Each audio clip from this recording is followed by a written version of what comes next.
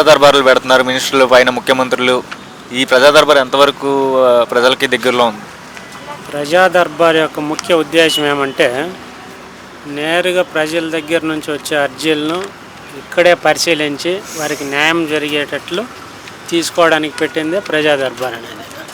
గతంలో ఇలాంటి ప్రజా దర్బార్ ఎక్కడైనా పెట్టారా? జగన్మోహన్ రెడ్డి పరిపాలన ఎలా అనిపించింది? అప్పుడు ఎట్లా ప్రజా దర్బార్లు కానీ అట్లాంటివి ఏమి లేవు. ఓన్లీ వాలంటీర్ వ్యవస్థ ద్వారా వాళ్ళ అనుచరులకు మాత్రమే పనులు జరుగుతూ ఉన్నాయి.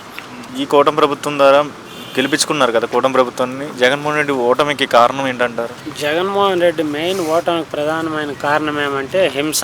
ఇక్కడ చూసినా హింస ఎక్కువ అయిపోయింది. దానివల్లనే 10% అతనికి లాస్ అవ్వడానికి ప్రధానమైన కారణం హింస. పంచాయతీలకి గ్రామీణ సభలు పెట్టారు కదా, పంచాయతీలకి ఫండ్స్ ఇచ్చామంటున్నారు గతంలో జగన్మోహన్ రెడ్డి పరిపాలన. ఈ కూటమి ప్రభుత్వం వచ్చిన తర్వాత ఈ ఫండ్స్ ఏం పంపించలేదని వీళ్ళు అంటున్నారు.